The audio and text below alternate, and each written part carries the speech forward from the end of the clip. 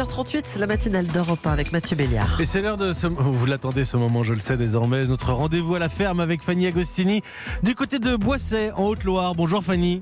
Bonjour Mathieu. Le changement climatique peut se mesurer à l'échelon local, ma chère Fanny, par le chamboulement de la météo, du quotidien, on en parle beaucoup. Il n'y a plus de saison, mais du coup, vous dites qu'il n'y a plus de dictons.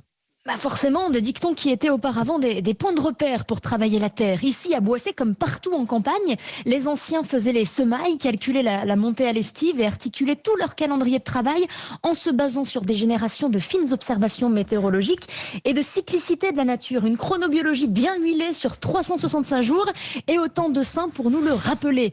Mais aujourd'hui, le dicton serait-il devenu du bidon? C'est la question qu'on se pose. En tout cas, c'est ce que déplorent nos anciens qui s'y retrouvent plus. Ils n'ont plus de repères calendaires. Ça veut dire qu'il n'y a plus aucun dicton qui vaut la peine d'être pris au sérieux, Fanny ? Attention Mathieu, faut pas jeter le dicton dans le tas de compost, comme on pourrait dire, ça peut encore servir, mais c'est difficile de s'y référer aveuglément aujourd'hui. Rappelons que l'hémisphère nord a connu 10 000 ans de stabilité climatique quasi totale depuis la dernière glaciation, 10 000 ans durant lesquels a pu se développer l'agriculture, mais ce qui évolue avec cette tendance au changement climatique, c'est l'amplitude, l'ampleur des phénomènes météo, et ça vient questionner les grands principes d'autrefois. Par exemple, quand un dicton annonce « jour de l'an beau, mois d'août très chaud », eh bien en 2020, ce serait plutôt « jour de l'an chaud, mois d'août caniculaire ». Ouais. Ou encore, on en a d'autres. On peut tous les décliner, oui. Allez-y. Alors j'en ai un qu'on connaît bien, Noël au balcon, Pâques. Au tison, ça marche, ça c'est vérifié, voilà, c'est vécu. Voilà, c'est vécu, mais ça va être modifié, bien sûr, avec les années à venir. Et on pourrait, bien sûr, dire maintenant Noël sur un transat, Pâques comme à Ouarzazate, tout est exacerbé.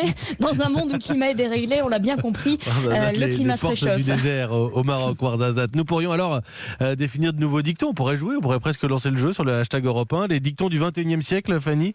Pourquoi pas des dictons inspirés des bouleversements liés aux activités humaines, des dictons concoctés aux petits oignons version anthropocène qui nous inciteraient tout au long de l'année à adopter un comportement vertueux pour lutter contre le changement climatique, du style à la Sainte-Yvonne, réduis ton empreinte carbone, à la Sainte-Chantal, tout ce que tu manges sera local, ou encore, ça c'est spécialement pour vous, à la Saint-Mathieu, divise ta consommation en viande par 2.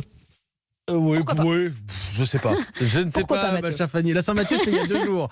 Donc j'ai encore un an de viande devant moi. Merci beaucoup, Fanny Agostini. Notre rendez-vous.